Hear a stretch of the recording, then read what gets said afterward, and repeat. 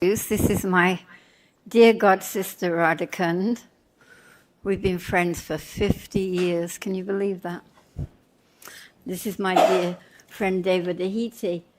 And I was realizing recently, I was thinking about Vyasa Puja offerings because I like to write mine through the year in my head. Sometimes I forget it and it doesn't quite come how I intended it. But I was thinking about what I, as an individual, have gotten out of Krishna consciousness that I could have never gotten out of the material life. And my realization was friendships with other Vaishnavis, some Vaishnavas. And it's just such a wonderful thing to have friends. You see them maybe, I haven't seen you for a year, haven't seen you for 2 years, but immediately, because of Prabhupada, we have that link and that wonderful friendship. And I think that's one of the greatest gifts that Prabhupada gave us. So many gifts, but that to me is one of a really important and a great gift. I love my god sisters. Well, we love you. Thank you. That's my husband, Parasuram. The coward boy. Amongst other things.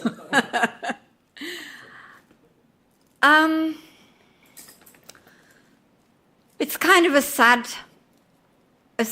time of year. In just a few days, we'll be, I never say celebrating, I always say observing Srila Prabhupada's disappearance, which it's quite a traumatic thing for Prabhupada to leave us. It was traumatizing, actually. You'd agree with me, Radhikund's nodding. It was a thing. And I thought, we'll start sad and go to happy rather than start happy with Prabhupada and all our remembrances and then end up sad because of Prabhupada leaving. So I'm going to start sad and then we'll get happier with the happy memories of Prabhupada. I wrote this as an offering for Srila Prabhupada's disappearance a few years ago. And I only got to read a bit of it because by the time I got called to read it, I'd got like 4 minutes or 5 minutes or something and they were ringing the bell. You've all been to Prabhupada's disappearance day. They're ringing that bell. Someone else has had 20 minutes and told their whole life story, but when it's your turn, they're ringing the bell and you have to finish. So I'll read it now. So at least the wonderful Vaishnavis here will get to hear my offering and that I wrote for Prabhupada. I haven't read it for a time, so I might stumble a bit.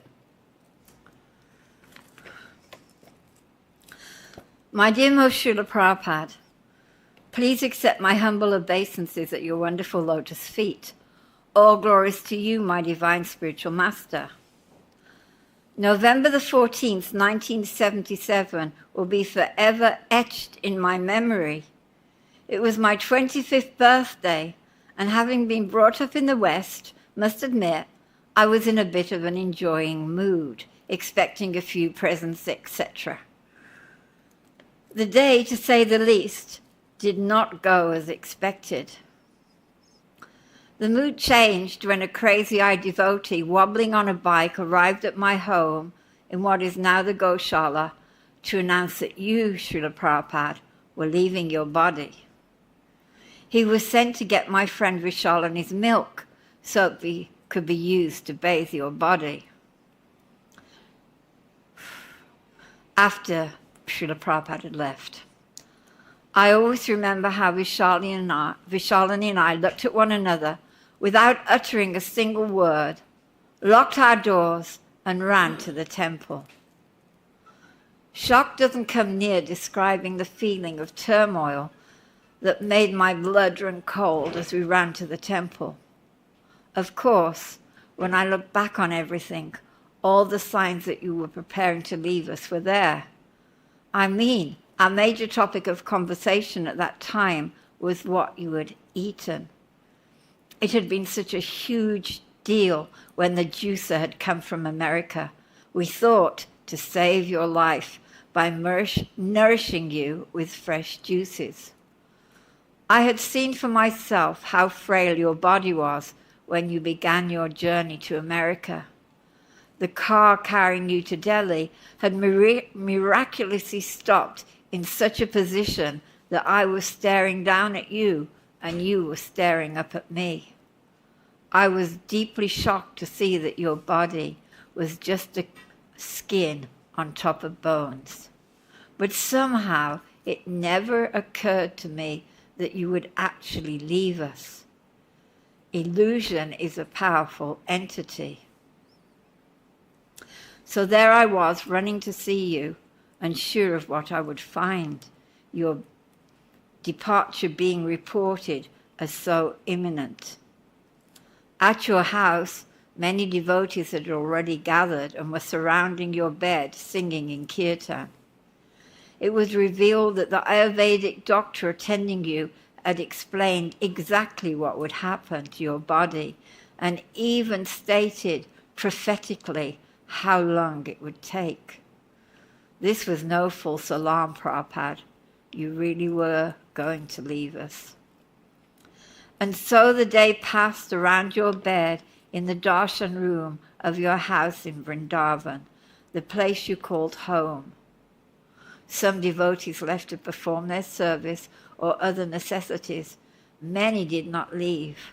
I was frightened to leave.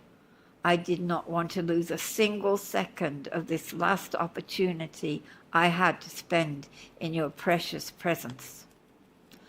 The whole time I was mentally calculating the hours and then minutes of time left, according to the Kaviraj's prognosis, which turned out to be eerily predictive.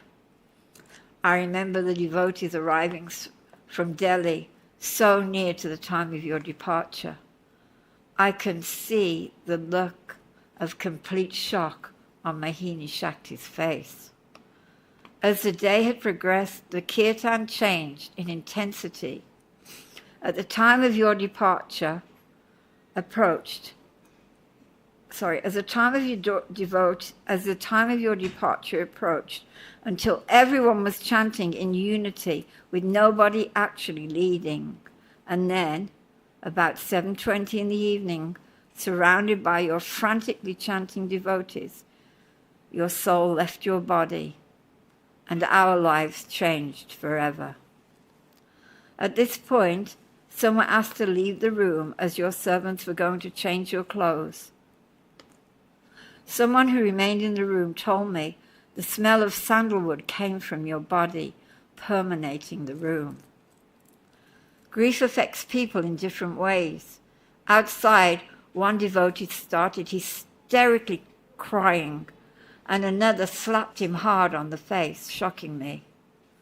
Not everyone allowed themselves to show their emotions so visibly. On reflection, I think many devotees were in shock. I know I was. Then you appeared on your palanquin and were carried to the temple room. There you stopped in front of each of the 3 altars, and devotees circumambulated your body. Then the whole palanquin was tied to your Vyasasan, where you remained seated for the night. And there many of us remained, chanting through the night. Word came from the Goswamis of the Radharaman temple that Vrindavan and its Brajabasis should get its last darshan of you. Thus, after Mangal Artik, still seated in your palanquin, you were taken on one magnificent but sad parade into the town of Vrindavan, passing many of its landmark temples. The previous time I had walked into Vrindavan with you was a very different mood, a celebration that the Krishna Balaram temple was finally open. Now, only 2.5 years later, I felt a calamity had befallen all of us. You, being a great planner, had already ordered a hole to be dug on the side of the front of the temple in preparation for your samadhi. How I hated that hole. So on our return from that sobering procession, you were placed, not too gently, into the samadhi hole, and there we watched helplessly as your body was garlanded, showered with pink rose petals, and then, in what seemed like such a final act, packed with salt, until he became invisible to our material eyes. During this process, the devotees were passing flowers and salt out of the samadhi and distributing them to the devotees sitting above for keepsakes. I wonder how much of this precious maha still exists. After your body was encased in salt, the whole was filled with the treasured Braj, the holy earth of Vrindavan. Poles were placed from the top of your head through the soil so the exact place of your body would be known. A small mound of earth was then created to mark the spot. After all, a magnificent samadhi was to be built to honor you. What to speak of the Mongol Arctic and other worship that would be performed henceforth. Consequently, after the longest day of my life, I found myself staring at that mold of earth long after everyone had left. I didn't know what to do or where to go. I knew life had changed forever. There was a feeling of loneliness, despair, and disbelief. And that is why I can never say I'm celebrating your disappearance day, only observing it. I'm sure there was a great celebration when you rejoined Krishna in the spiritual world. I'm happy for you, Prabhupada, but I just cannot celebrate because I miss you so much. Of course, with the wisdom accumulated over these many years, and only by your mercy, Srila Prabhupada, I know that I can be as close to you, or for that matter, as distant from you as I want. Thank you for letting me share that final pastime with you. Your servant, Moksha Lakshmi Devi Dasi. I hope I didn't make you cry. So we've started with it being a bit sober, but I'm sure we can lighten up and remember all our joyful experiences with Srila Prabhupada. Radhikund, would you like to tell a story from Bombay, or you want a few minutes? Actually, one time I was holding Radhikund's oldest daughter, Sundari. She was baby like this. And I was holding, and Prabhupada was so personal, he said to me, "Where's the mother?" He knew it wasn't my baby. He said, "Where's the mother?" And I said, "Prabhupada, she's cooking for you." And it's like, he didn't say anything, but it was like a, is that good? It was like a happiness, but let's see. Well, actually, I was here when Krishna Balaram Temple was opened, and we'll be celebrating in April. It's going to be a big celebration for 50 years of Krishna Balaram being open. Anyone be here in April for the festival? I'm sure it's going to be fantastic. Can you imagine 50 years, 50 glorious years of Krishna Balaram Temple? So that'll be a wonderful thing to take part in. So I was very lucky. In those days, I was in Bombay with Radhikund and Giriraj Maharaj booked a bogie, which means a whole train carriage for the non-Hindi speakers. And we left Bombay to come. And as Radhikund always reminds me, Giriraj Maharaj brought us all a little bottle of limca. So we're on the train. We must have been, at least 24, well, maybe 12, 16 hours or something. We were on this train and we came. And when we came, Krishna and Balaram, the deities, and of course Radhasham and Gaunitai, they were all kind of in front of where Krishna Balaram altar is, where the 24-hour kirtan is. They were all sitting there and they were all wrapped up in cloth with their eyes covered.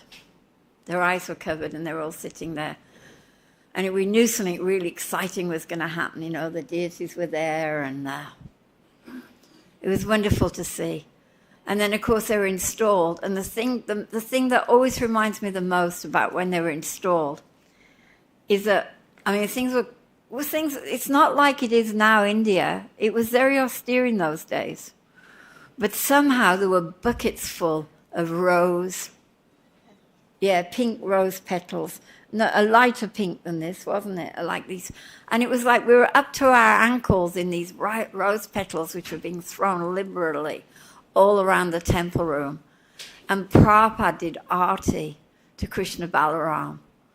And of course you can watch that. Luckily there's film, video, I don't know what you call it these days, it keeps changing, of Prabhupada doing that arti. And when he turns round to face the devotees with the peacock fan, the chamra, the look on Prabhupada's face it's just like this victorious look that he's done it. He's built this glorious temple in Vrindavan against all the odds. It was supposed to open in 74 Janmashtami, but now it was Ram Navami 75. But it was done, and it's a beautiful temple. Of course, in those days, we were far from anything. This road here was so, Fogal Ashram was there. It was pretty empty, wasn't it? And there was one ashram over there, a few buildings, but basically we were out in the jungle. You couldn't get a rickshaw to bring you here. Now they fight to bring you here. In those days, you couldn't get a rickshaw. But because of Krishna's mercy, shown through Srila Prabhupada, actually, look what's developed. So many people have come to Vrindavan, and it's really because of Srila Prabhupada's preaching. And I think, sometimes you talk to because I was here then, all those years ago, I know a lot of the local shop people, because I used to buy things for Prabhupada. And they accept that Prabhupada popularized popularized Vrindavan. In those days, if you saw one car pass a day, it was like, wow, I saw a car today. It was like, whoa, there was a car today? Yes, I saw a car today. Nowadays, we're saying, oh God, there's too many cars. But that's how isolated and how very much a village Vrindavan was. And because of Prabhupada's mercy, now he's shared this wonderful place with the whole world, actually. So we're very lucky in that regard. So talking of rose petals, I'll tell you a story about Prabhupada being a bit tricky. So in those days, I don't think we even had a fridge. Honestly, I don't think there was a fridge on the whole compound, and we've probably got 50 of them now. And we were buying the garlands for Krishna and Balaram from the Mali, from the garland maker. And Prabhupada didn't like that. So he came and he told us how to keep the flowers. You put them in a damp cloth. You put them in a damp cloth and you hold the flowers, because there's no fridge to keep them fresh, and you hang them. You hang them, so they're not really touching anything, I guess. I mean, I'm speculating here, but you hang them in a damp cloth to keep them cool. And he said, if the ladies come to my house at such and such a time on such and such a day, I'll teach you all how to make garlands. So can you imagine the birth? Prabhupada's going to teach us how to make garlands. I mean, we all knew how to make garlands. We were in Bombay stringing. Well, actually, they had also Mali in Bombay, didn't they, in those days? But it's not brain surgery, is it, making a garland? It's quite straightforward. So we say, wow.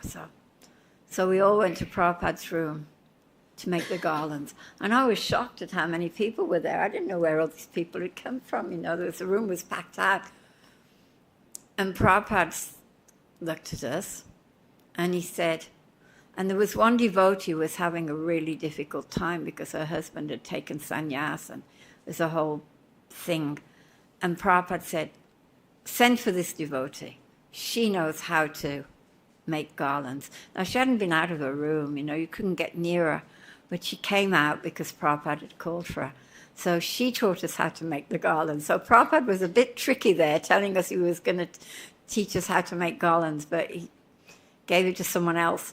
So we all started making the garlands, and they're beautiful garlands with the white flowers. What are those white? Yeah? What kind of flowers? Those little white ones with the orange stalks sometimes, and they were mainly white, and the odd rose, but the pink ones, not the Rani colour. So we were there every morning making the garlands for Krishna Balaram. And one morning, there were all these. Now, if the stalk breaks on the flower, you can't use them for garlands because there's nowhere to put the needle, because we used to put through the stalk. So I had all these broken flowers at the end, and I thought, I'll shower them over Prabhupada when he walks by, because the balconies used to be open then. It wasn't that now there's all monkey bars and everything. In those days there were no monkey bars because there were no monkeys, believe it or not. And you could shower over the balconies above the guest house. I think it's all blocked off now. They changed things. So I'm there with the flowers and I shower them over Prabhupada. And I thought, wow, it's like the demigods showering Prabhupada with flowers. And then I got a message from Prabhupada. Don't waste flowers. Prabhupada was very, very, very, add a few more there's, careful with money. He'd probably faint if he saw the things we do these days, He was so careful with money. Did you have an experience when Prabhupada was careful with money in Bombay or anything? In Gujarat? I had it with my husband. He was Kanjus #1. Yeah. Yeah. We learned it from Prabhupada. Yeah, we learned to be careful with money. Go ahead. You need a microphone or shall I carry? Yeah. You want me to carry? Okay. So,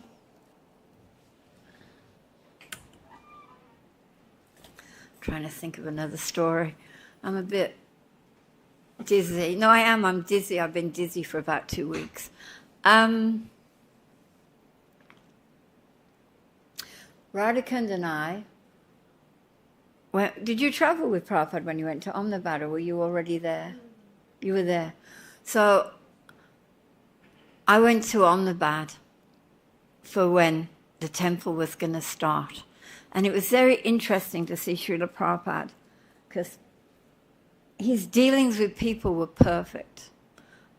So I went with Aditya, who's now left her body, and we took little Radha Rasa Bihari from Bombay, the little deities, they're only little like this. And we actually took them to Ahmedabad. Do you remember that? We took the little deities. And she was a Pujari, Aditya, God bless her. And I was her assistant, which means, I do the running around. She was a wonderful devotee. And we got there. I didn't go to all of the things that you did, Radhakund, but we got there. And Prabhupada was having a big discussion in a hall full of people. And I always remember how charming and how, when you win over a crowd, some people, they sit down and talk and you can't wait to get away. And other people, they sit down and they really engage the crowd and everyone becomes happy. And Prabhupada was just excellent at engaging this room full of people. And he said to them, Bengal is a special birth. And he said, and Gujarati is a special birth because Krishna's father was a Gujarati. He came from Dwarka. He was a Gujarati. That's what Prabhupada said. And the people in the room, they were all Gujaratis, obviously, in Ahmedabad. All their faces lit up and they were so happy. And Prabhupada just won that room over. And I always remember then he asked Jashamati Nandana to carry on the lecture. And I always thought how Prabhupada always engaged everyone. He didn't run, he didn't take over. He engaged all of us to our propensities. And I think that's really, really important, that Prabhupada engaged us all, didn't control us. He knew what we could do, and he let us do it. Empowerment is the word we use. Prabhupada empowered people to do things. It was a wonderful thing to watch.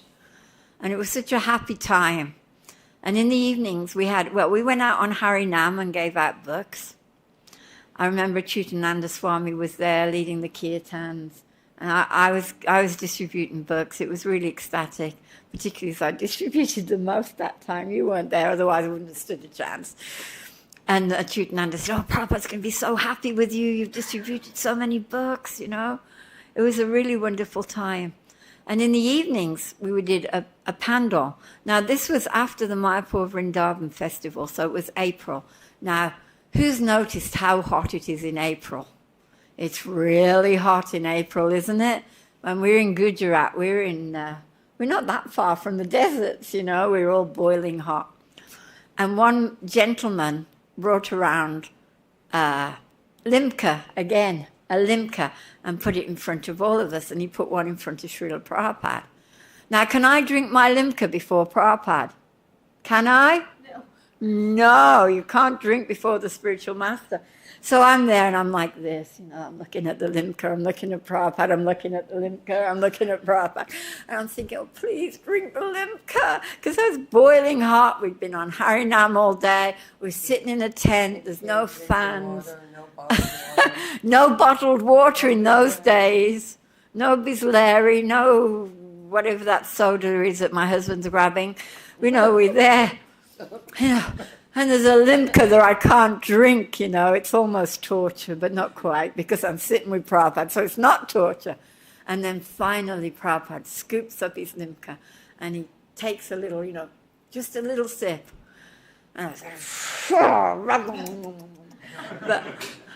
but I always think that, you know, Prabhupada only drank the limca so we could drink our limcas, because he didn't finish his, he just took a little sip. But it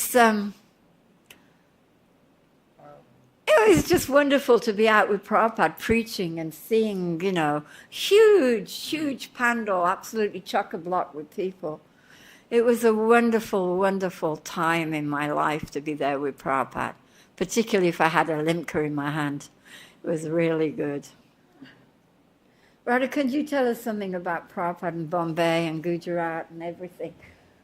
Radhakan's helped open so many temples. She's on her way back to Godhead. Okay. It's a little close. Okay. I was just thinking what Mokshalaksha Mataji was saying, that we were with Srila Prabhupada, but we didn't really realize we were right there with him. And now, years later, I'm thinking, my goodness, what fortune we had to be with him. Every day we would come, he would give Bhagavatam class in the morning in Juhu, and in the evening he would give Bhagavad Gita class. So twice a day he was coming and we were seeing him and, you know, hearing his classes. But at that time we didn't realize this great fortune. We didn't realize it.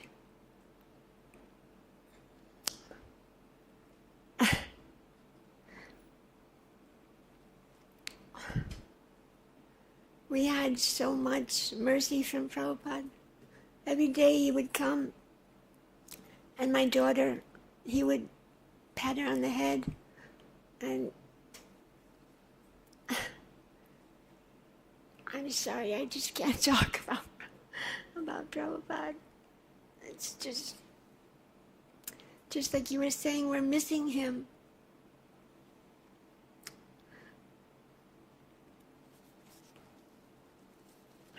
You want me to say something? You want me to say something, or are you going to collect yourself? You want to talk? If you want. But if you want to talk, tell me, because I don't want to take over the show. Okay. Okay, David Dahiti, my dear God sister, is going to say something. She's come prepared. So my pastimes with Prabhupada was in America, basically in New York, Henry Street. I don't see anybody that would know about Henry Street, but it was wonderful. It was like a training camp for us, because we were learning all the culture. and Los Angeles, which was like paradise compared to New York. So, but basically the training came from Henry Street, and then I went to LA.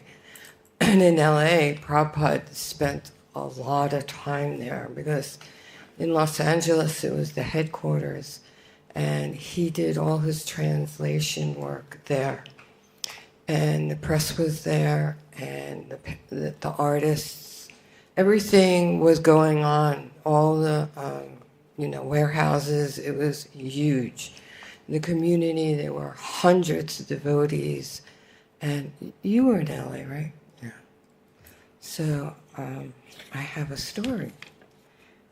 So we were just talking, Radhakrishna and I were just talking about the cookie time.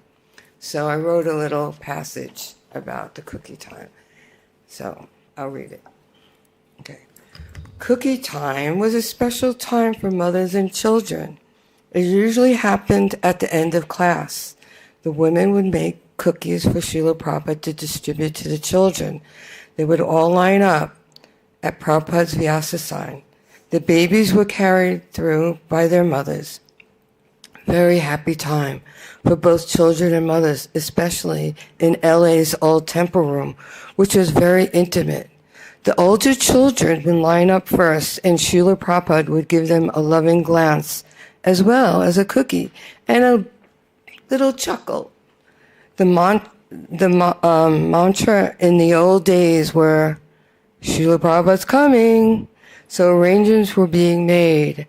There was maha cleaning, painting, and most of the time it was short. But in LA was long because Prabhupada's translation work would go on.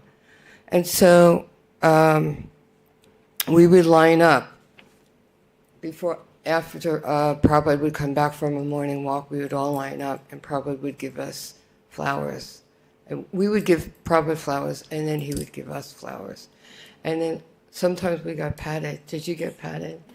Okay, we would get patted too. So it was a nice community. The kids got flowers, and in the early days, we had a lot of close association with Prabhupada before the bigger temple opened.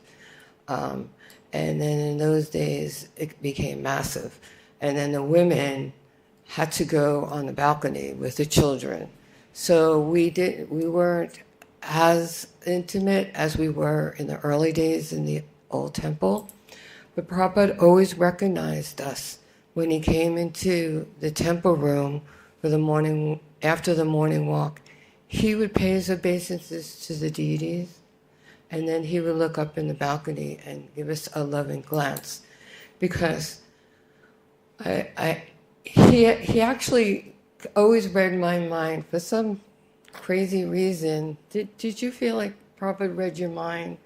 Sometimes. Yeah, all the time, right? And so that was my anxiety. Like, I just wanted that intimacy like I had before the movement grew too big. And so Prabhupada knew, and he would look up in the balcony, and I recently seen a picture of it, so it's confirmed. And just smile at us, like, recognize that we were there, the women and the children. And in those days, we all had to bring our children upstairs for Mangal Artik, because that was part of how it, the system was. But in Henry Street, we all went out on Sankirtan.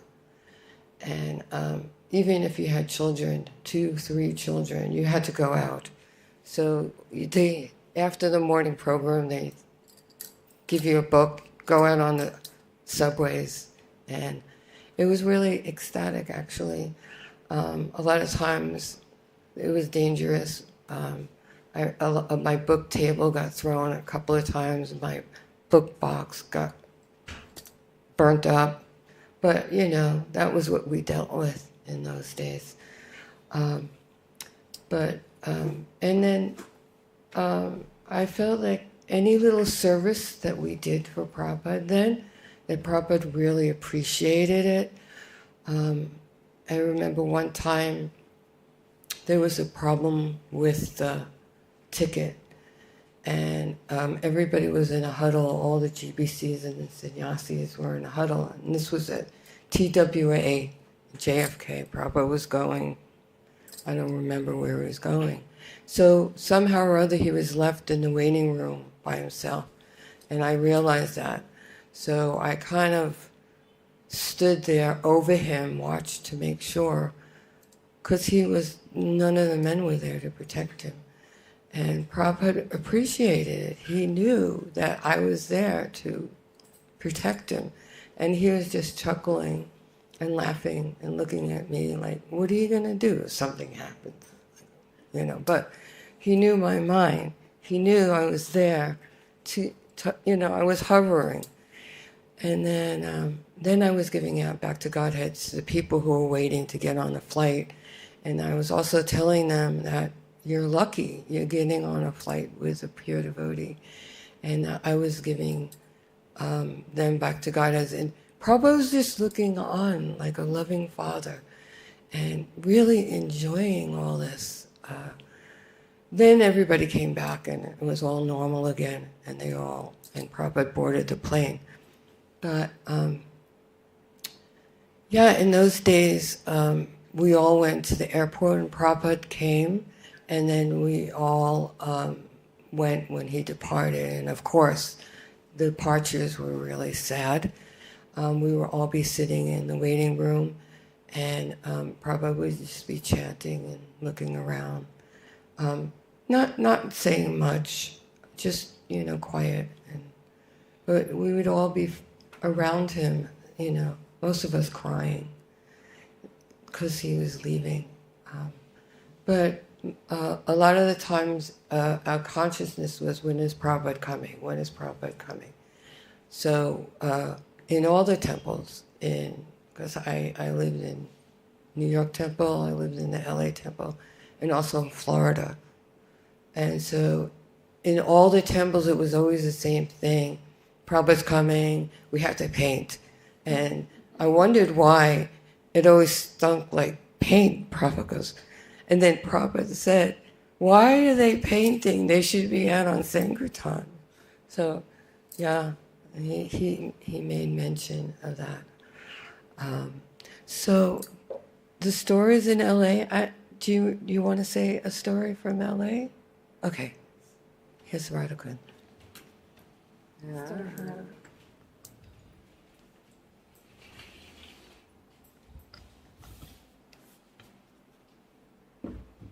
I was just going to expand on what you were saying, that Srila Prabhupada could read our minds. He had this ability to read our minds, which is pretty mind-blowing. I remember at my initiation, I was just thinking, Prabhupada, I have to have something. My name should be something about Radharani. Anything about Radharani, but I have to have a name that has something to do with Radharani. And sure enough, he gives me the mala and says, your name is Radhakund. So in the Krishna book, Kunda is a flower. So I thought my name meant Radharani's flower. We didn't have the Upadeshamrita, which told us what is Radhakund. We didn't know what is Radhakund, Govardhan. We had no clue. Every day we were saying, Shamkund, Radhakund, Giri Govardhan Ki Jai. But we had no idea what it was.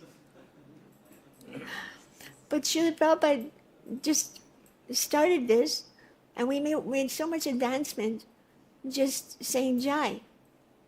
Prabhupada was so expert at, making us advance. I was just reading that a person who can make Jagais and Madais chant Hare Krishna, he is the Supreme Lord himself. So Srila Prabhupada made thousands, not just one Jagai Madai, but thousands of Jagai Madais chant Hare Krishna. Just imagine who was Srila Prabhupada. We can't imagine who he was. How can we fathom a person who is coming and changing the entire planet? Lord Chaitanya predicted that the Senapati the Senapati devotee, he will come and spread the holy name all over the planet. I just met somebody, she said she's from some stan, Pakistan, something. She said it's on the North Pole. The holy name has gone all the way to the North Pole. I mean, this is just astounding. The holy name is spread all over the world because of Prabhupada. And we're all connected to Prabhupada. He's your grandfather. He's our father. But the grandfather is more merciful, more loving to the grandchildren. Isn't it? I love my grandkids. This is nice, this natural psychology. You get more love and mercy from Prabhupada than us, because you're the grandchildren, the grand disciples. So you can really tap on this relationship you have with Srila Prabhupada. Whatever you want, you just go to Prabhupada, he'll give you, for sure, because you're the grandchildren, the granddaughter, the grandson. We used to go to Prabhupada for, encouragement, and, if we had any complaints, so-and-so is doing this, so-and-so is doing that. And Prabhupada was just so tolerant. He didn't offend anyone. He didn't want to hurt anyone. He was so kind, so kind. In Bombay, we were having him, every morning he was giving Bhagavatam class, and the evening he would give Bhagavad Gita class. And one time I was so miserable. During his whole class, I was just sitting in there and crying. Through his whole class, I was just sitting and crying. I was so miserable. And afterwards, he was so concerned. He what is the problem?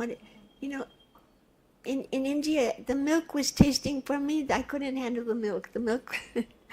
I couldn't stand the taste of the milk in India, because we were used to homogenized milk.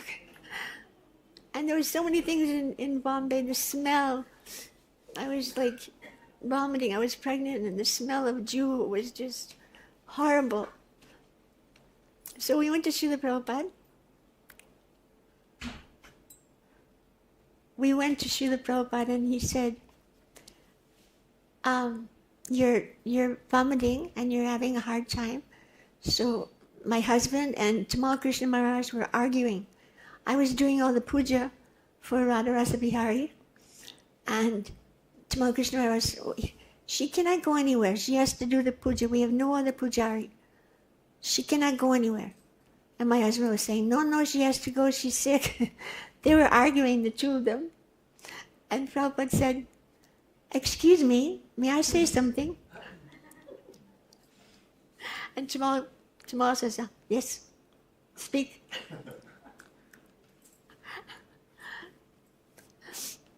He said, actually, in the Vedic system, when the wife is pregnant, she goes to her mother's house.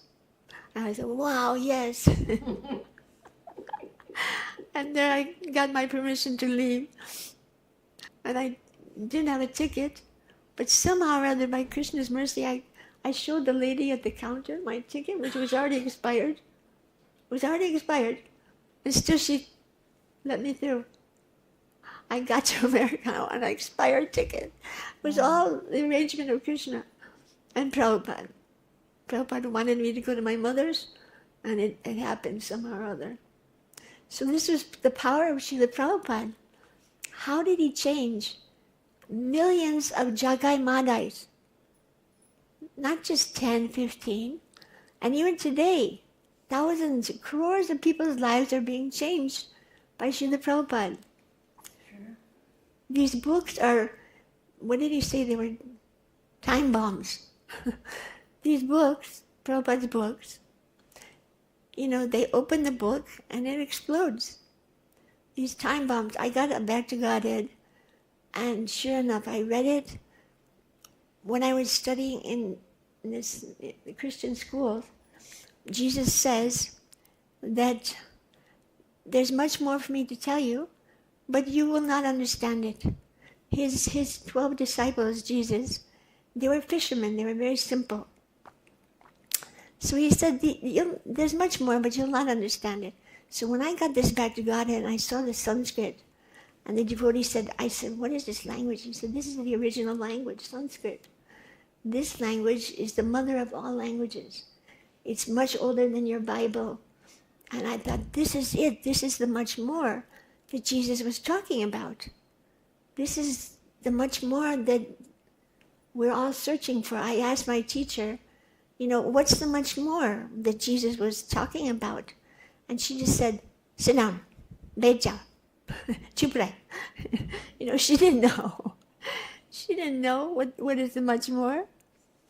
So when I got this back to God, I thought, this is it. This is what I was searching for. This is the much more. And sure enough, my husband, he was an engineer in Chicago, and he was also joining at that time. And Srila Prabhupada, we went to see Srila Prabhupada after we were married, and Srila Prabhupada gave me a ring. My husband didn't give me a ring. But I've got the same problem. I bought my own. In those days, whenever we got money, we would run and give it to Prabhupada. We never kept money. Nobody had a bank account. Everything went to Prabhupada. So when it was, time to do anything or buy anything, we just had to beg.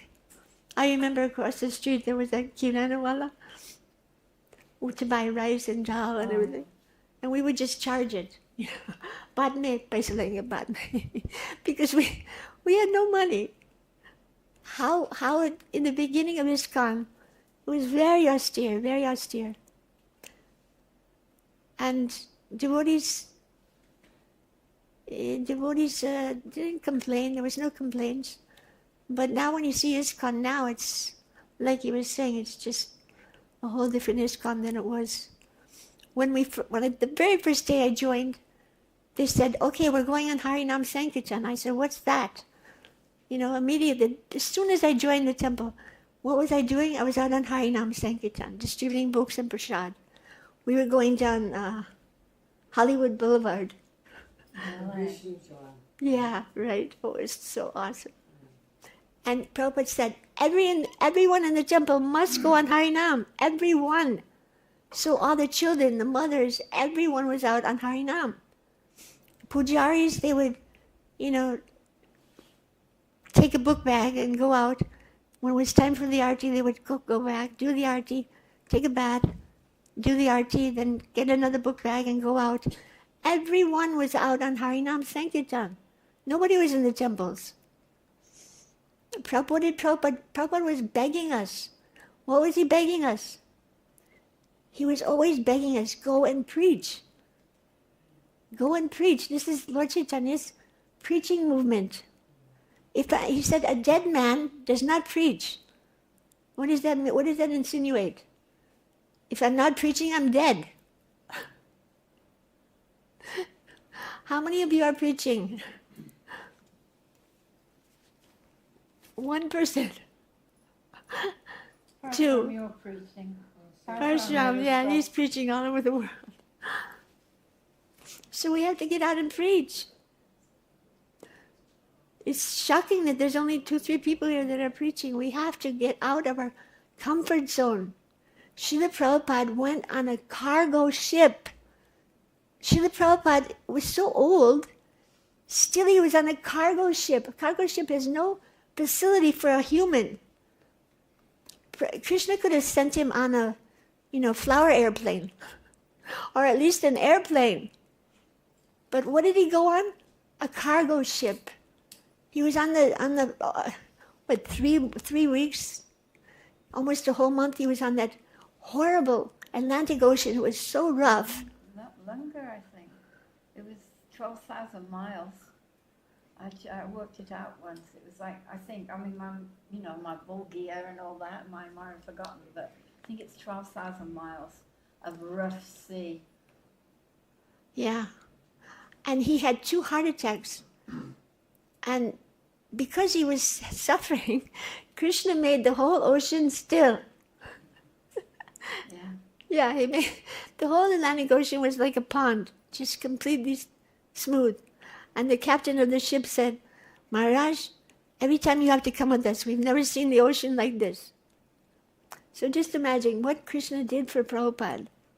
Made a whole Atlantic Ocean like a pond.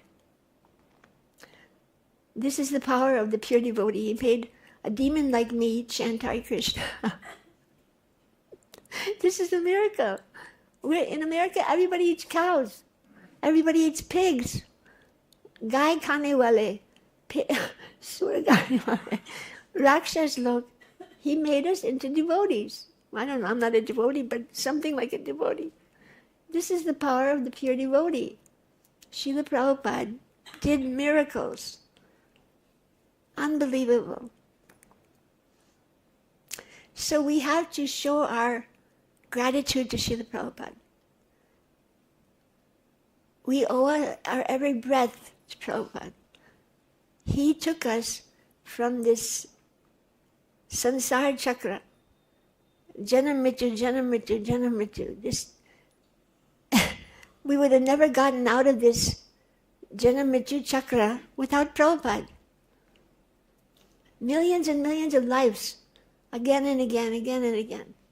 But somehow or other Prabhupada's taken us out of this samsara and put us on the ISKCON Hare Krishna boat, back to Godhead. So we owe Prabhupada our every breath. And what are we doing to repay Srila Prabhupada?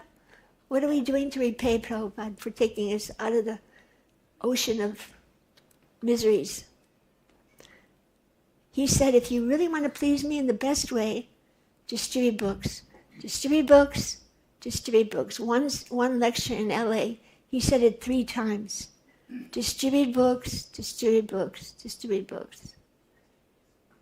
Means he wants us to distribute books. If you really want to please me in the best way, then distribute these books. People are suffering. People are suffering like hell. If they get a book, there's hope. So we should all show our gratitude to Srila Prabhupada by doing what he wants. Let us all get out and preach. He said a dead man cannot preach. Means if I'm not preaching, I'm dead. So I humbly request all of you, please, get these books and distribute them like Prabhupada wants.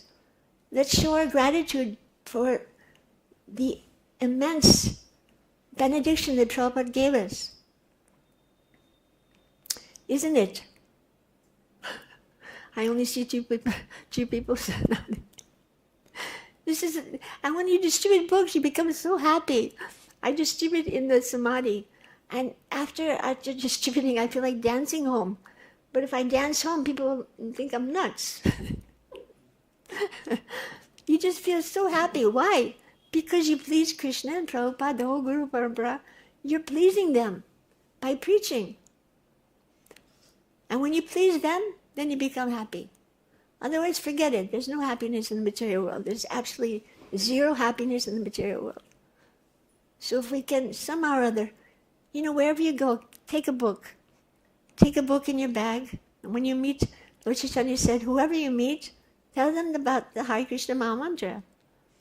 Once Prabhupada was saying that Jesus, he couldn't save his disciples. And one devotee asked Prabhupada, why couldn't he save them? Because he didn't have the Maha Mantra. Jesus did not have the Maha Mantra.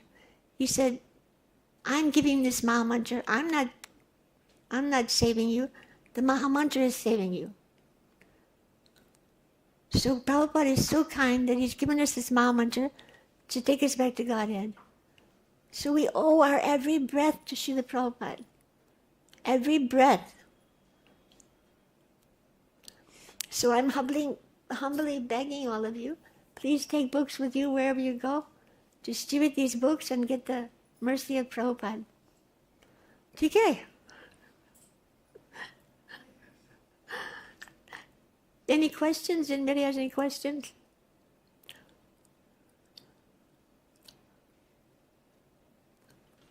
You want to talk? Yeah.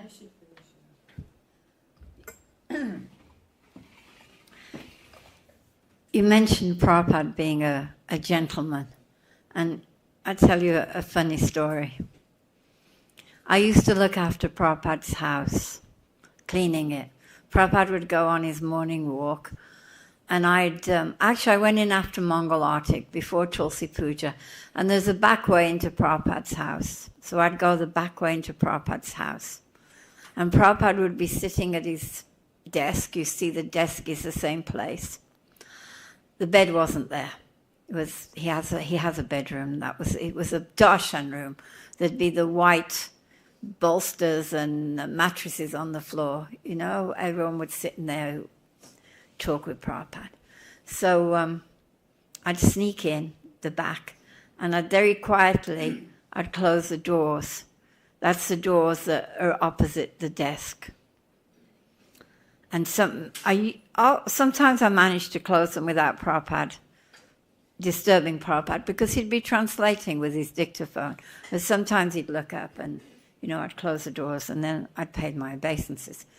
And Prabhupada would go, then after some time, I'd be cleaning the back, and Prabhupada would go out on his morning walk.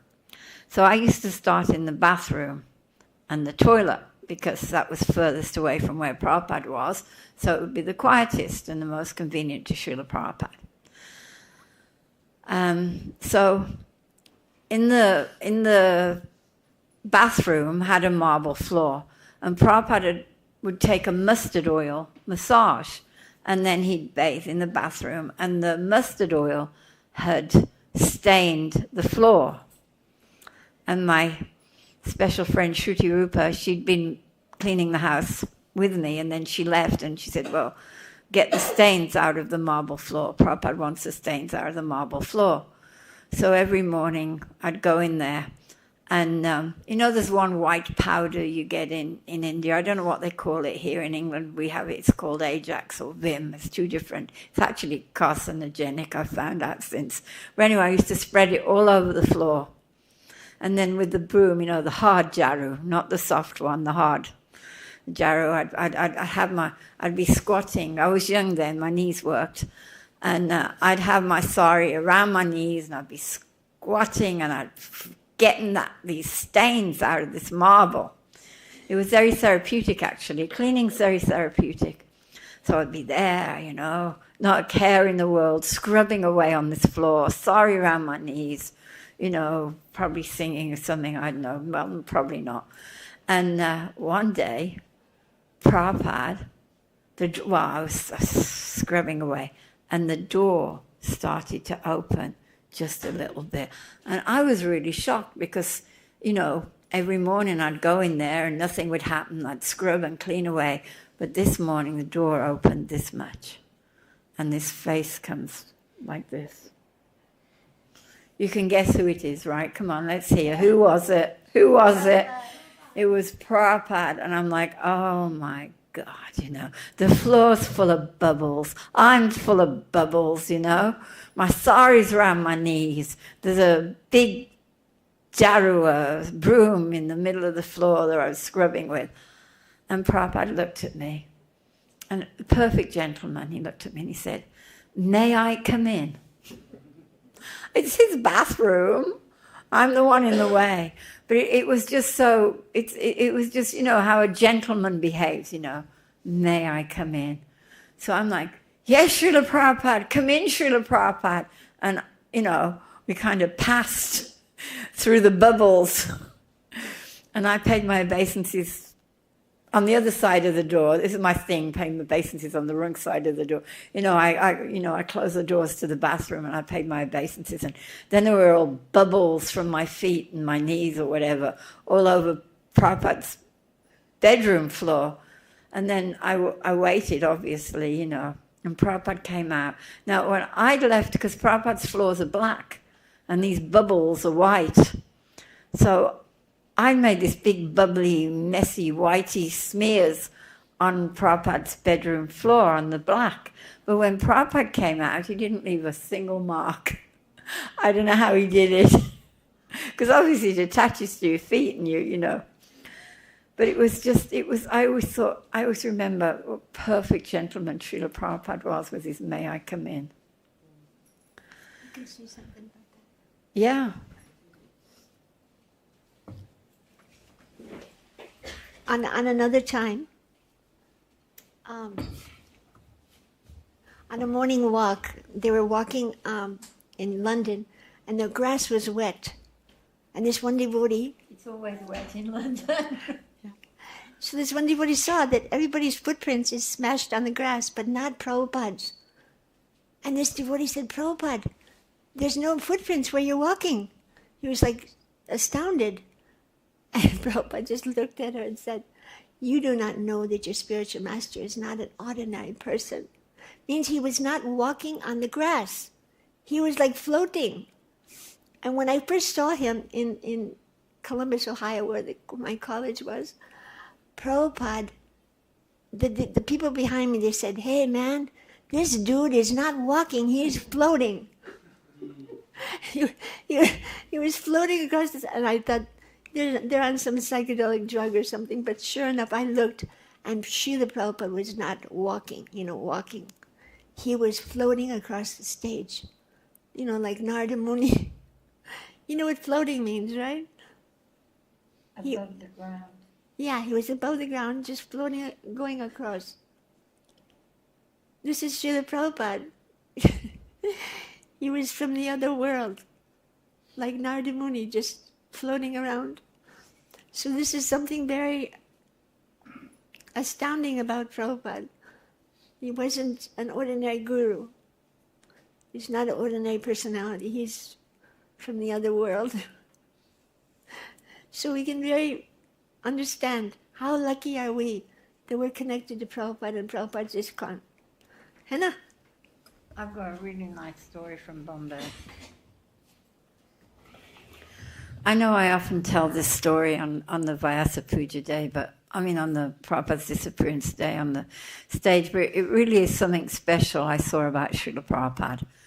So this is Bombay, 1975, and I started a school for the poor, the street children, and they were very, very poor. Bombay's changed so much now, but those days there were many poor children.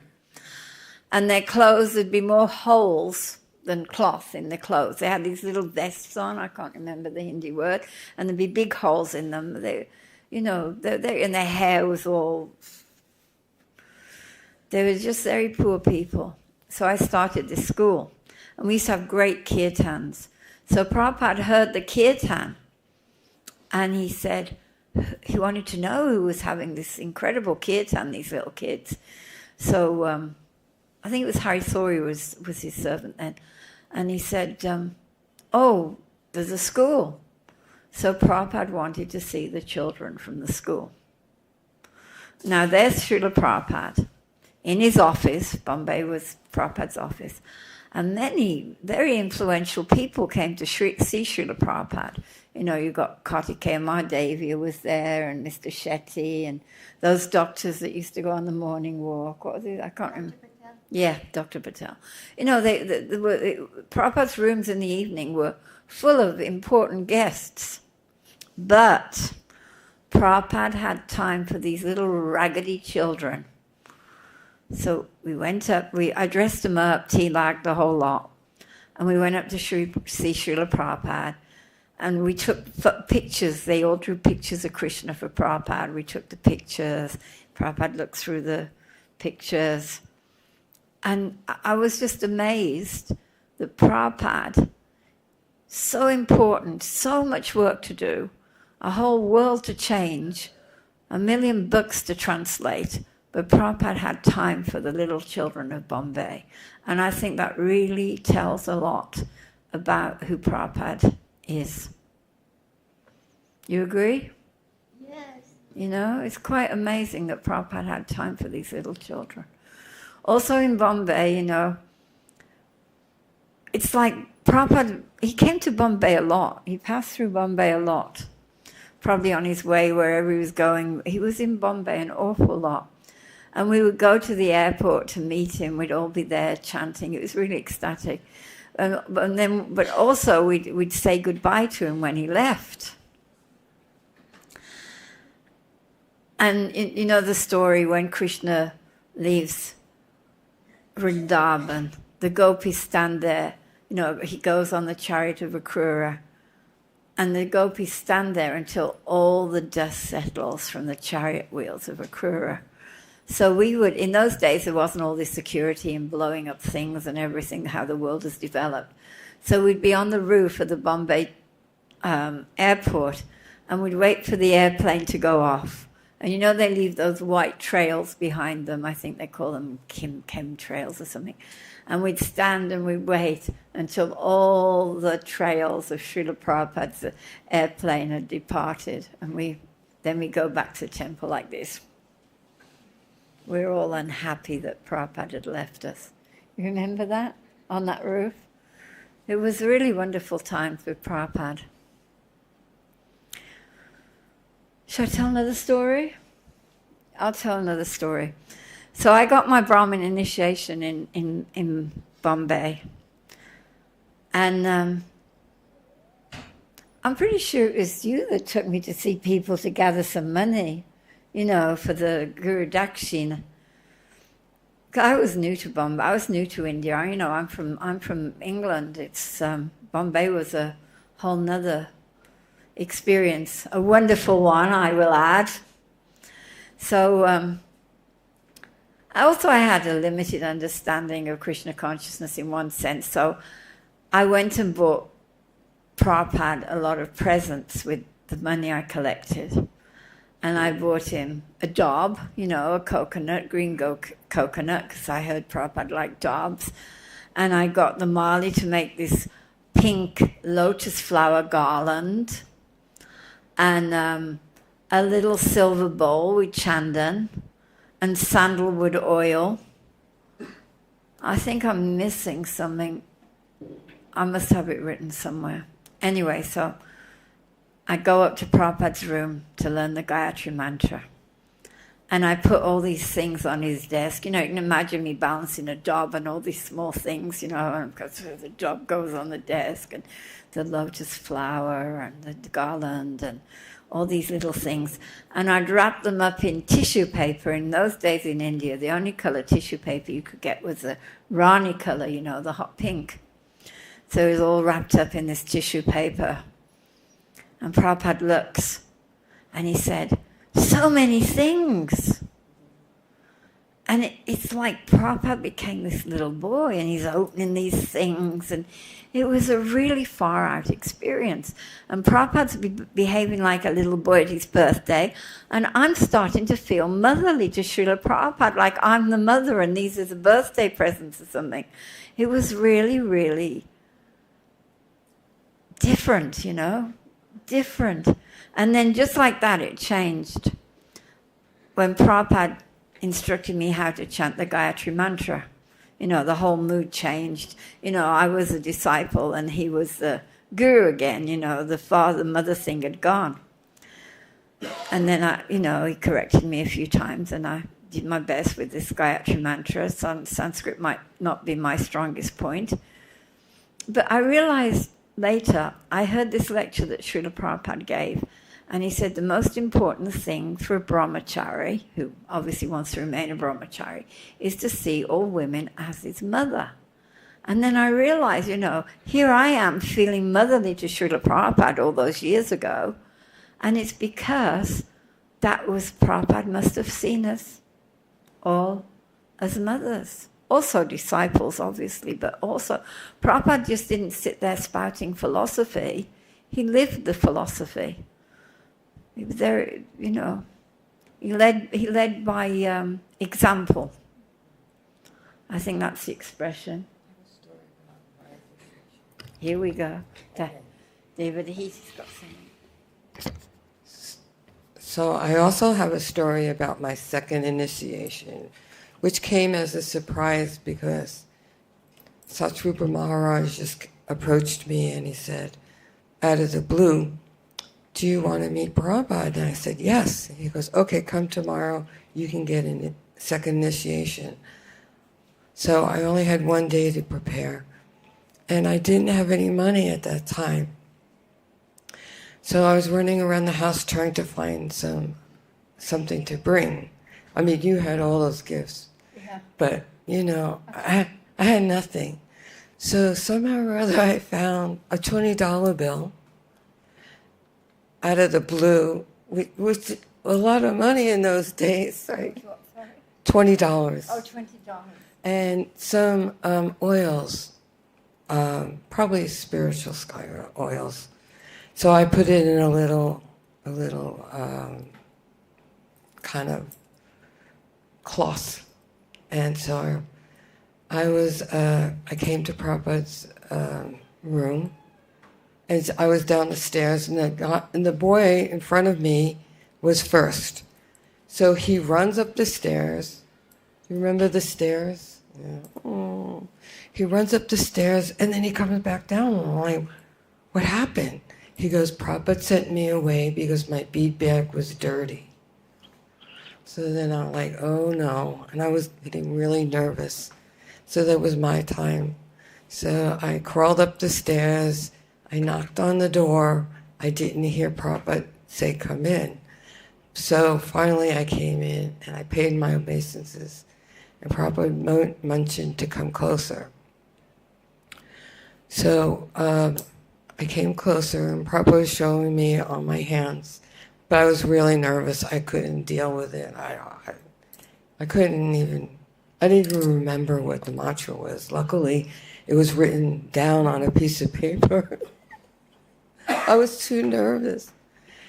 So, but then I kept thinking, I don't want to give this to Prabhupada, this $20, because it's not enough money, and those little silly oils. And I kept thinking in my mind, okay, I'm not going to do it. I'm not giving it to Prabhupada. So then after he gave me the Brahmin, I went to leave. Prabhupada said, so, what have you brought me? And his eyes opened up real wide. And I'm like, oh my God. I felt like really tiny, like this big. And then I kept thinking, oh, but Prabhupada, all these men, all these, they've given you hundreds and thousands of dollars, and this is so small. So Prabhupada read my mind. He knew what I was thinking. So he pulls the $20 bill out, and he starts to wave it around like it was $1 million. And he was just waving it around like, and I looked at him like, oh my God, Prabhupada knows my mind. He knew that I felt embarrassed, and he made a big deal out of it, like it was $20 million. So it was really overwhelming. And then he opened up the little sack, and he saw the oils, and he said, thank you very much. And at that point, I was overwhelmed because Prabhupada, of the appreciation of such a small little thing. But because I felt that it wasn't enough for Prabhupada, he made a big deal out of it. And that's Prabhupada, And so many occasions that he read my mind, so many times. Do you remember when he read your mind ever? I mean,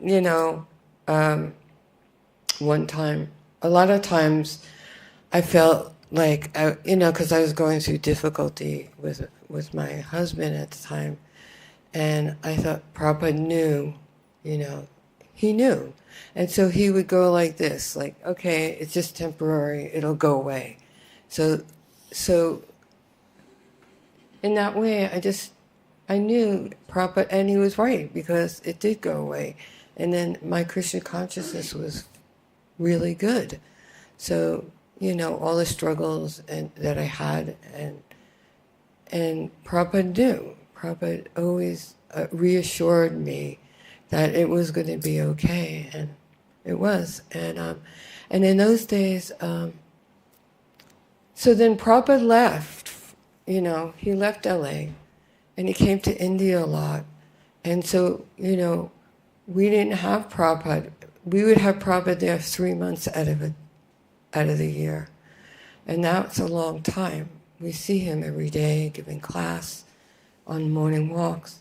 But then Prabhupada had his projects in India, and then he left For a long time, we didn't see him. I'm sure you saw him in London, but in America, we didn't see him. Well, I was in India most of the time, so I saw him in India. India. And Prabhupada did spend more Time in India. That's why I had all that association. Right. Because I was in India. So you were lucky. And then we felt very, left out. Because here we were in America, and we had Prabhupada for so many years, and then he was gone. So because I had small children, I couldn't go to India, and I felt that I was left out. And so, especially when Prabhupada left the planet, we weren't told that Prabhupada wanted us to come. We weren't told because they didn't want to stop the Sankirtan movement. So you guys were here, you were lucky, but we didn't have that closure. It was sad.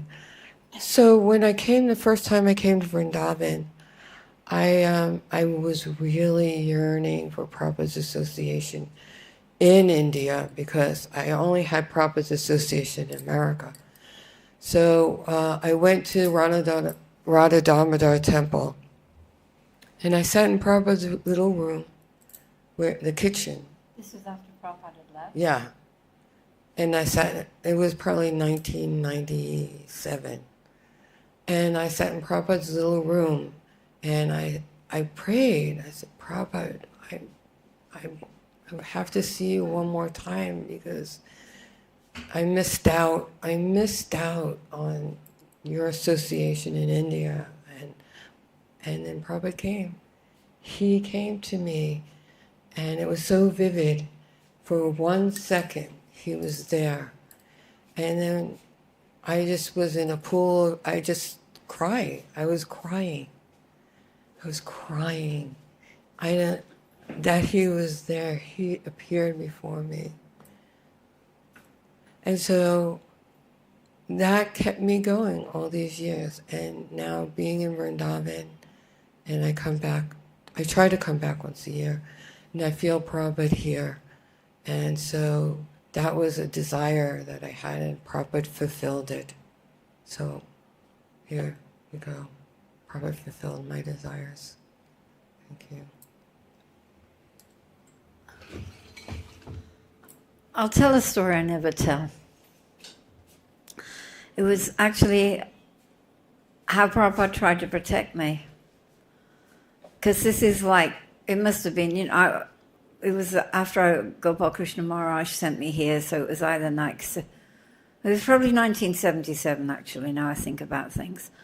And I lived at what was then Taparia House, which is now the Goshala, a beautiful building.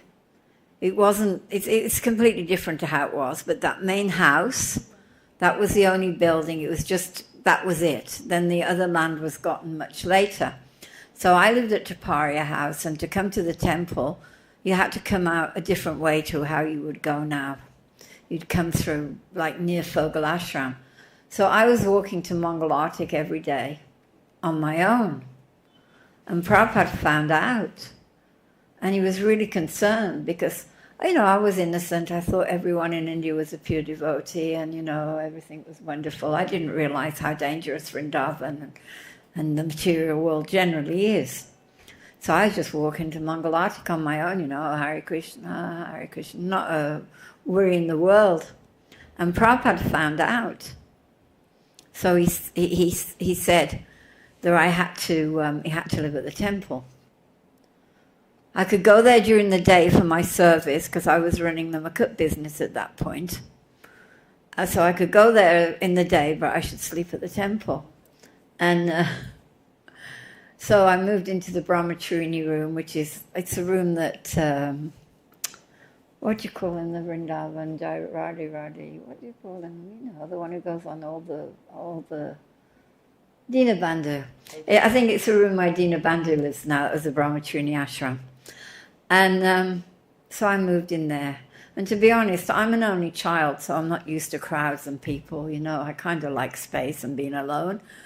And so anyway, that's what Prabhupada wanted. I did it. It was very crowded and noisy, and not really my scene, but, you do it, don't you? I used to like living in this beautiful house in the middle of Vrindavan. And Vrindavan then, it's not like now, there were no cars, there was just the cows and the peacocks. You'd get woken up in the morning by the peacocks, meow, meow, It was wonderful. I loved it out there. And but I surrendered. I went and lived there. And then when Prabhupada left, the temple management said, you can go back now. And I did, and now I think about it, I thought, what did I go back? Prabhupada told me to live there, but they said, go back now. So Prabhupada really tried to look after us. That's what I understand. Prabhupada really cared about us deeply. He didn't want anything to happen to us, walking to Mangalartik on my own. So, Loving Father.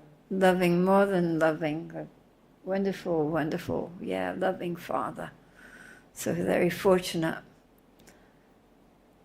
I don't know if Prabhupada, you asked me if Prabhupada read my mind. I don't think he really read my mind. It was, maybe my mind's too crazy or something. I don't know, too jumbled, too much going on in my mind. But one time, and it was when Prabhupada was sick already, and we were circumambulating the temple. Prabhupada was on his palanquin. And we do this in the mornings, sometimes circumambulate the temple. And Prabhupada suddenly turned and he looked at me. But it's like he wasn't looking at me, he was looking through me or something, It was like kind of almost scary, And then everyone said, wow, Prabhupada was just looking at you. But I don't know why. I don't know what he saw, probably my dirty heart, but, It was interesting. Prabhupada really looked at me, through me. But we were so fortunate, Prabhupada would come out, even though he was sick, till he got really sick. Prabhupada would come out and sit under the tamal tree, and the Gurukul kids would dance. Gurukul was here then, small Gurukul, mainly American kids. Not like it, it was American kids. And they'd all dance in front of Prabhupada. And we'd sit there. And it was a quiet kirtan. It was without madungas. It was just a little cartels. The first time Prabhupada came down, by luck I was in the temple. And there was this rip-roaring kirtan. It was huge, big kirtan. And Prabhupada, I remember Panchadravida playing the madunga for some reason. And Prabhupada said he didn't want the madunga. He was a little quiet kirtan with some cartels and Gurukul kids dancing. That was very wonderful to be part of that. And Prabhupada had these little mats. They'd put the mat for Prabhupada's feet, and then they'd hand out the mat and bring another one. It was the Guru Kripa and his Namhata devotees, as they were called, the ones that collected for the temple. They all got one of those little mats. People got the mats that Prabhupada's feet had gone on. But I made a cushion for Prabhupada with a lotus flower. I mean, I look at it now, it's kind of, it's not exactly a straight lotus sphere. I think I stayed up all night to make it. And Prabhupada, the cushion would go down that I made. I'd bring it every day. And then Prabhupada's feet would be in that, and then they'd put one of the mats on top so everyone could have one of these mats. But I had the cushion. I've still got the cushion. I bequeath it to the house here when I change bodies. It was a very wonderful time with Srila Prabhupada in Vrindavan. It was also a very sad time as well. To see Prabhupada's health, from those morning walks when I was cleaning his house, the strength of Prabhupada on his morning walks. 6, no? We're finishing at 6? Oh. Half an hour. Wow, another half hour. So, it was sad to watch Prabhupada's health decline. Prabhupada would go off on the walks down Chatikara Road, which is now, of course, Bhaktivedanta Swami Road, towards Chatikara. He'd go off strength. And then the last time Prabhupada, it's interesting. When Prabhupada went to Rishikesh, because it was before, obviously, Prabhupada went to London and then returned for the last time. But the time before that, Prabhupada went to Rishikesh. There's pictures of him on the Ganga in a boat, if you see the Prabhupada memories. So as Prabhupada, in the middle of the night, someone was knocking at my door at the Goshala, where I was still, Taparia House, which is a Goshala, where I was still living alone, despite what Prabhupada said. And the temple, manager, was there. And he said, Prajumna's just come back. Prabhupada's arriving in the morning.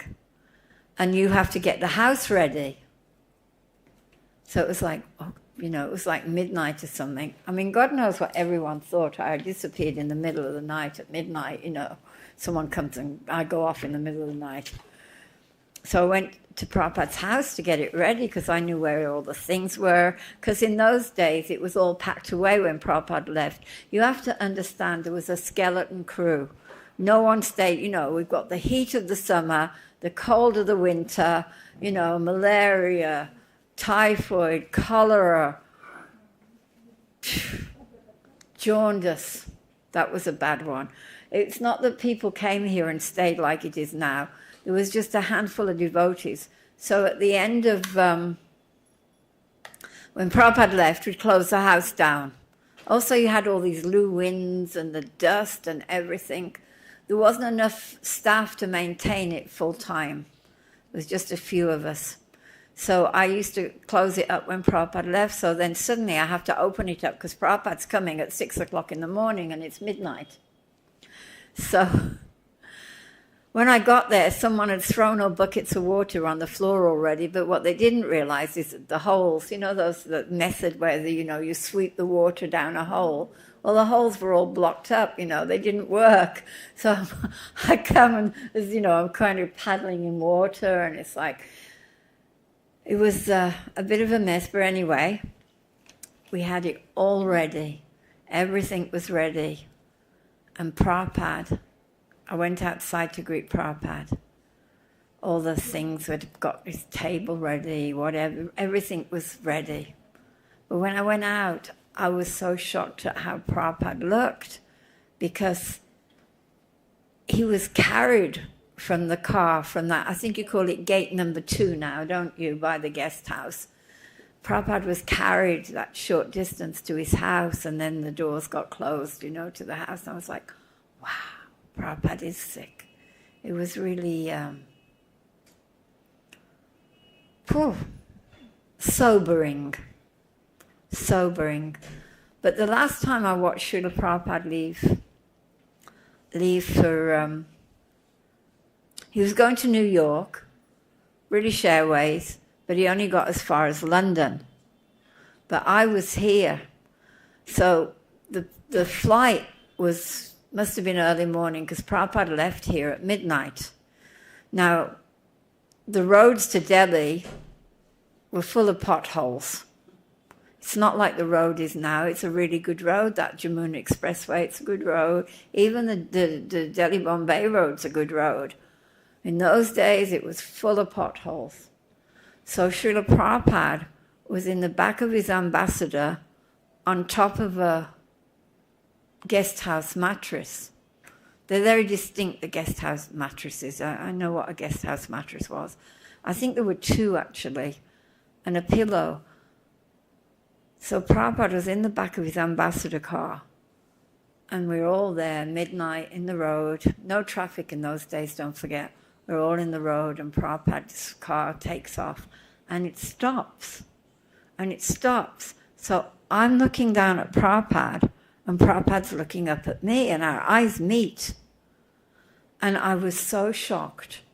Somehow there must have been light, even though it was midnight, because I could see that Srila Prabhupada was just like skin and bones. The skin was on top of the bones. There was no muscle, there was no fat, there was nothing. And I'm looking at Prabhupada, and he's looking at me, and I was just like, how can this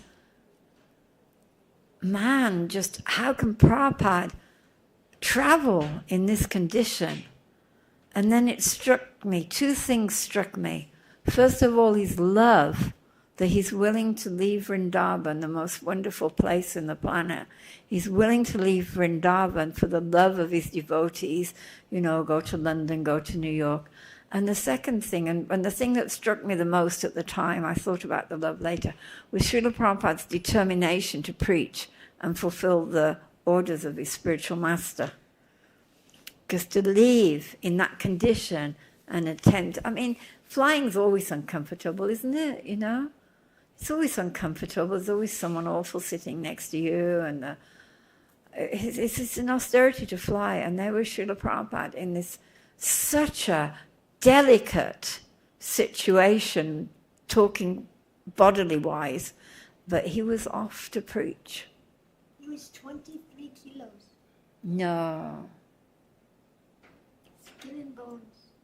Really? The doctor said any other man, Yeah. any other person would be screaming in pain. Any other person would be screaming in pain. But Prabhupada had no pain. He said, this man is not suffering at all.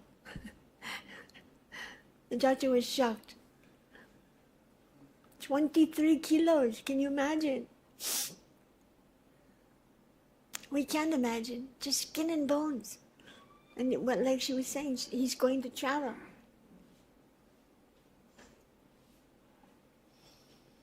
It was very sobering. You want to say anything else? I have a few things. Hmm? I have a few things. You want to continue? No, you speak, Radhika. Brahmananda was saying that he said, I don't know who is Prabhupada. I have no clue who is Prabhupada. And he said, maybe he's God. But then he said, no, actually, he's greater than God. Brahmananda was very attached to Prabhupada. Anytime he would speak about Prabhupada, he would cry. And at the end, when the devotees would see Prabhupada, 23 kilos. 23 kilos. Anyone who would see Prabhupada, they would start crying. Such a horrible...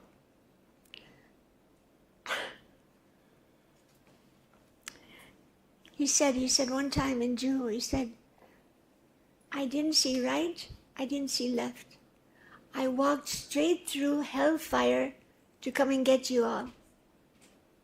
And he said it like 2 or 3 times.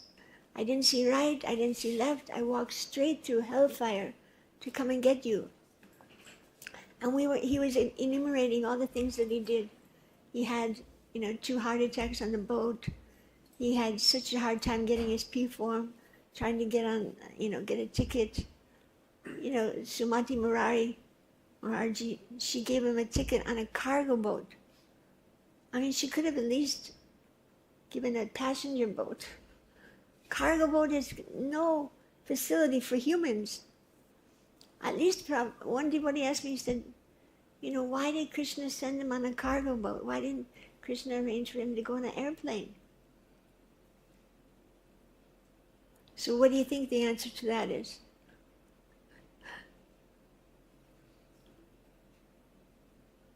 Go on. Anybody has an idea? Why didn't Prabhupada go on an airplane? Why did he go on a cargo boat? Do you know the answer? I can only think that he wanted to show us that we have to get out of our comfort zone to preach, get out and preach. And we don't have to get on a boat or whatever, but at least get a book bag and go out and preach. Everybody's, I'm busy, I have a job, I can't go preach. But no, Prabhupada did so much at his age. Nobody can fathom how he did it. Got on a cargo boat all the way across the ocean. And then when he got there, he didn't have anything. He had no money. 40 rupees. In America, you can't buy anything. Well, not only that, but you can't change rupees in America. He couldn't change the money. He couldn't change the money. Yeah. The $100, wasn't it, or something? Yeah. And Yes, the money. Captain Pandya. Yeah, he bought his books. But still, that wasn't much money. And he said when he got off the boat, he didn't know whether to turn left or right. It's like if you arrive in London and you don't speak English, it's like... How did he do it, Srila Prabhupada? Ki jai. He did the impossible. He did the impossible. He's so, so dedicated. He said, this is the order of my spiritual master. Thank you. And thank you very much for helping me fulfill the order of my spiritual master. He was always thanking us like we were something important. But actually, it was all his Shakti that had it, that it all happened. Another thing that I was remembering is that he was always telling us, he was always begging his disciples. What was he begging? Anybody knows what he was always begging us? Yes, he was begging us to distribute books and preach. Begging us. He said, if you really want to please me in the best way, then distribute these books. Distribute these books, distribute books, distribute books. So we have to get it in our brain that if we have any gratitude to Srila Prabhupada, then we must get out. Must go and preach. That's what pleases Prabhupada, pleases the whole Guru Parampara. And if we have this gratitude in our heart, I was telling this to one little boy, he said, Mataji, when I get big, I'll get money, and I'll make a big billboard of Prabhupada. And I'll have the whole world see Prabhupada's photo. He was feeling so much gratitude that this is what I'm going to do when I get some money. What can we do to please Srila Prabhupada? We should always think.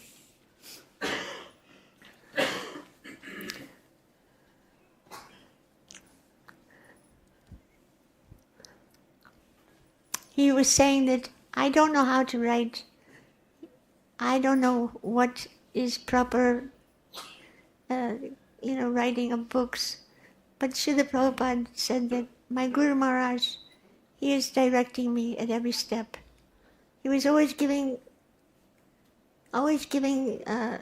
credit to his Guru Maharaj, always. That I am useless and I have no qualification, but my spiritual master is empowering me.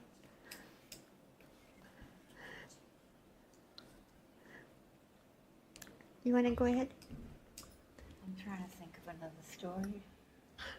You don't have another story? Go ahead. You want to speak? You want another story?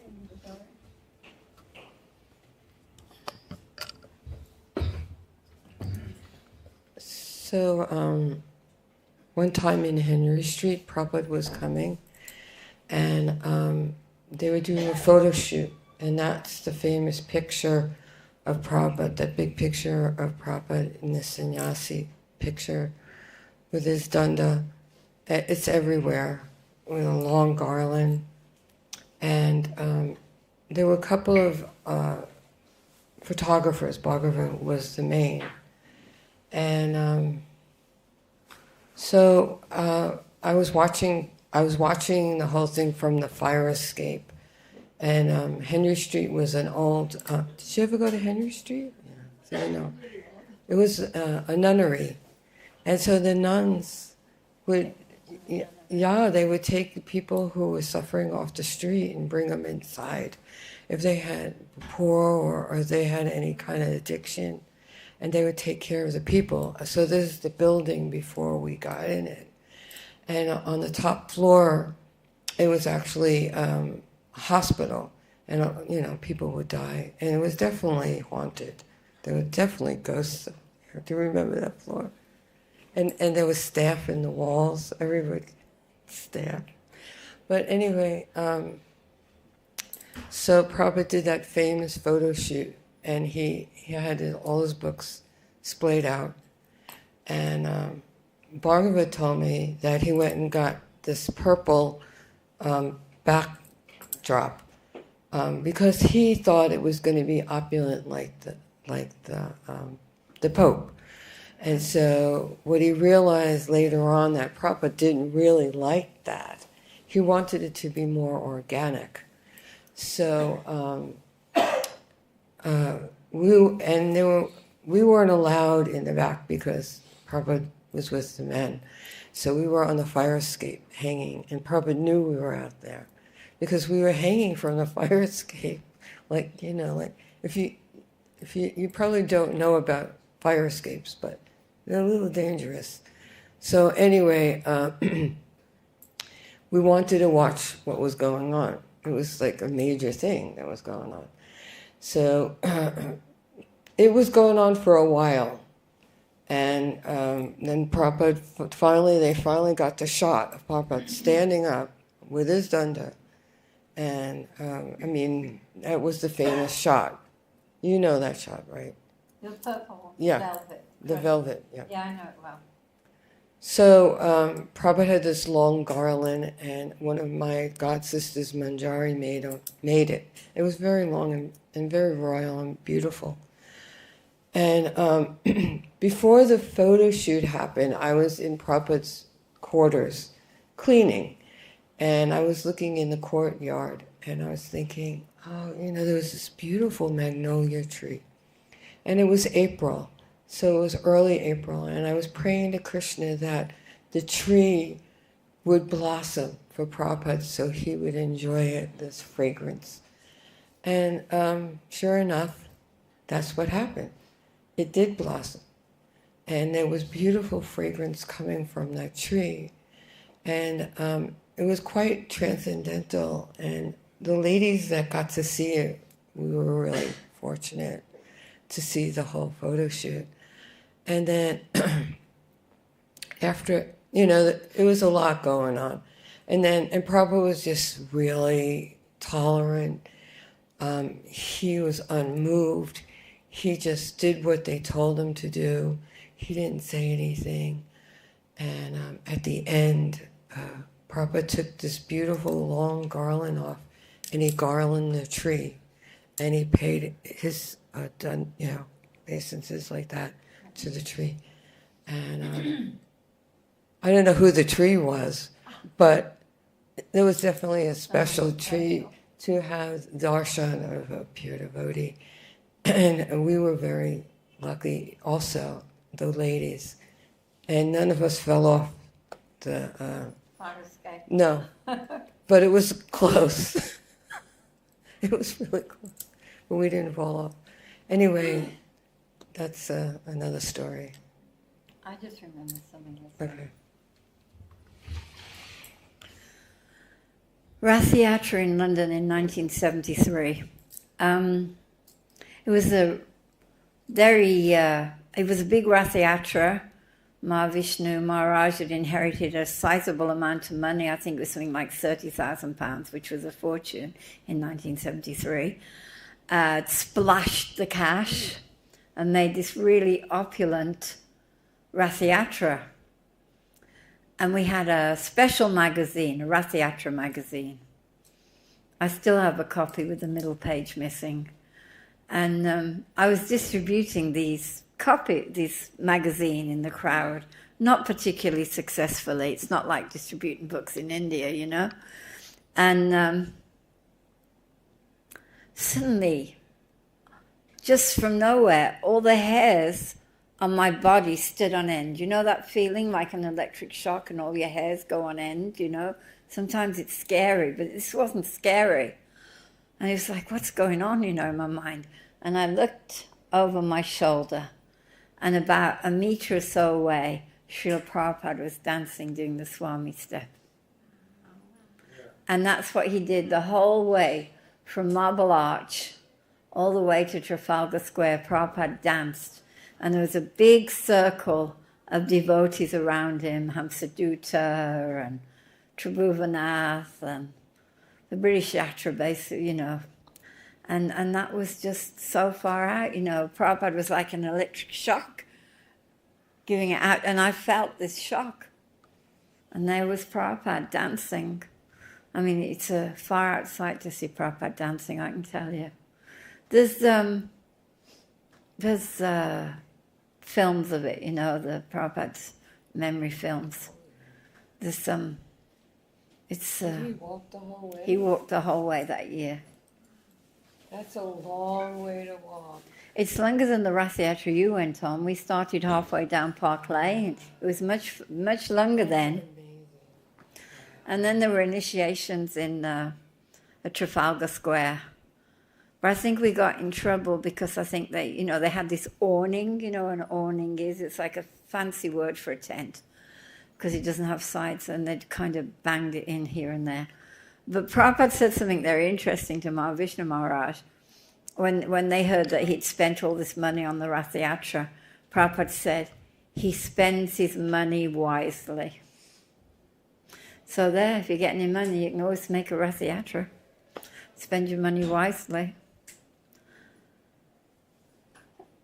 Any more Prabhupada stories? Radhikund, you've got a million papers. You finished? Yeah, you speak something.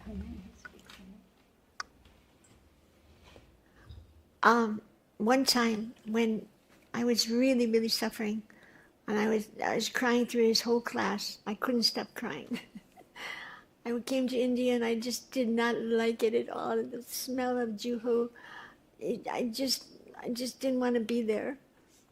And I was just crying through his whole class.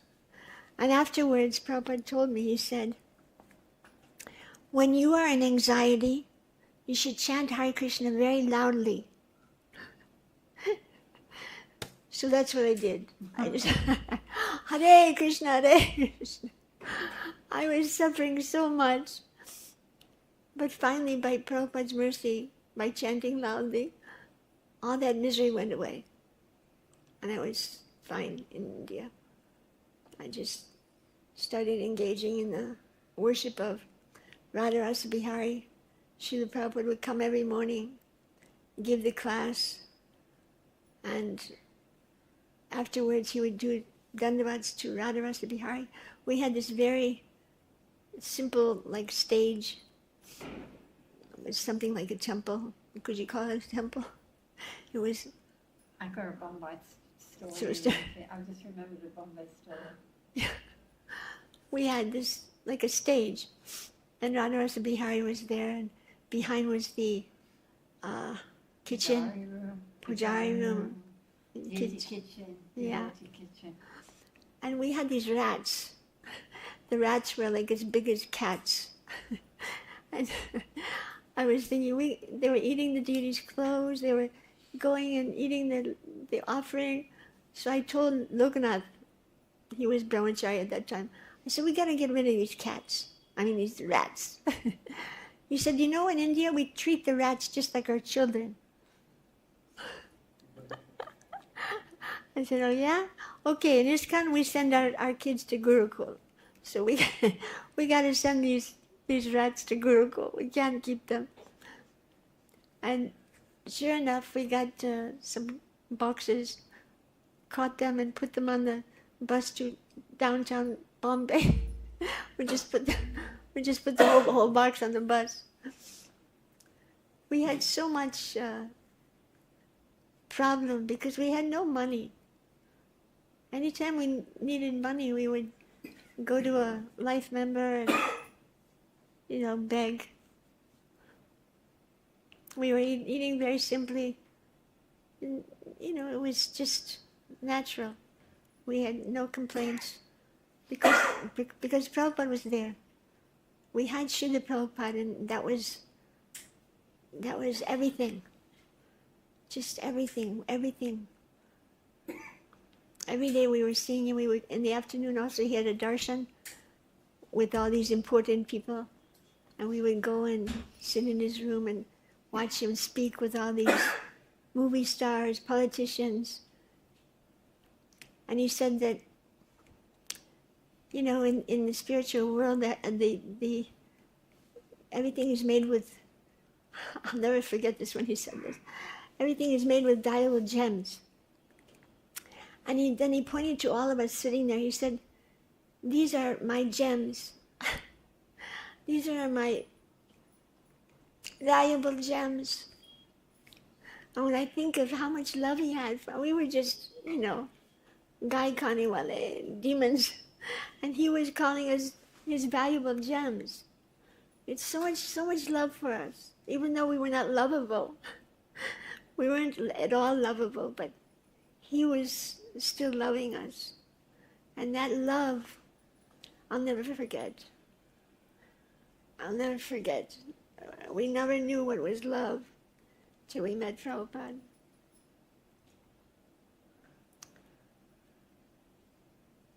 You want to talk? I just remembered a Bombay story. So as Radhakund is telling you, it wasn't a temple, it was a piece of concrete with some, corrugated like this, corrugated roof, and no walls. Well, there was one little bit of a wall, but the rest was blinds, turquoise blinds, that we could close in the rainy season so we didn't get wet. And Radharasa Bihari had a brick temple room off of the temple, and we had those small kitchens. And in the deity kitchen, it wasn't gas. It was, those, what do you call it, kerosene? Yeah, there's one or two, maybe only one. Was it one or two? I only remember one. And then in the deity kitchen, there was fires, wood fire, and a straw roof. The straw roof ended here, and the fire ended here. I don't know how that worked. I was always expecting a fire. Anyway, so it was a special day. Prabhupada was there. It was a special day. I can't remember where Bhaktisiddhanta's disappearance, but I can't actually remember what day it was. I used to know, but I've forgotten. And someone had said, we'll make 108 preparation feast. Yeah, I'm sure there was only one. Maybe there was two. I don't know. I can't remember. So, so we did the ISKCON Bombay method. We made Simply Wonderfuls. One had nothing in, one had a currant in, one had a kaju in, one had a kaju and a pishmi, like that. So that was 10 preps right there. Then, pakora, aloo pakora, bengam pakora, fulgobi pakora, gobi pakora, matar paneer, every kind of pakora. There's another 10. Anyway, somehow we did 108 preps. So Hamsadutta comes down, who was traveling with Srila Prabhupada at that point, and he said, oh, you have to take it to show Srila Prabhupada. There's this great feast. So you know how the lids are flat? In India, the lids to the pots are flat. Not in England, they like this with a handle. So we get all the 108 preparations on these big, big lids. It was Sarva Mongol and I. So we get to, we trudge across Hare Krishna land. We get to Prabhupada's building, and there's the stairs there. So the lids are this wide, and the stairs are this wide. Like, how are we going to get them? I actually don't know how we got these size lids up at this size stairway, but we did it. It was a bit of this, a bit of that, I don't know. But we got the prasadam up, and it all went into Prabhupada's room, all the 108 preparations. There might have even been more than 108, I don't know. But it's definitely at least 108. And Sava and I were outside, and, because we carried it all up, and a few other people had helped, I specifically remember. And Prabhupada sent the message. We were just outside the door, but still he sent the message. He sent a few messages to me over the years. He said, this movement is nothing without its feasts. So you can all go to your temples and you tell your temple president, Prabhu, this movement is nothing without its feasts. We need plenty of nice feasts. Prabhupada said, Moksha Lakshmi told me, Prabhupada said. So it's a happy memory, isn't it, that, And then the funny thing is, so all the sannyasis and the leaders were up there with Srila Prabhupada in his Bombay room. And then we didn't have to carry anything down. They kept the lot. Hamsadutra and his friends. And that was, but it was still, just to hear Prabhupada say that this movement is nothing without its feast. It was worth not getting any maha. So that's my Bombay story. And it's 6:30. Any questions, comments before we finish? Srila Prabhupada ki jai. Oh, glories to Srila Prabhupada.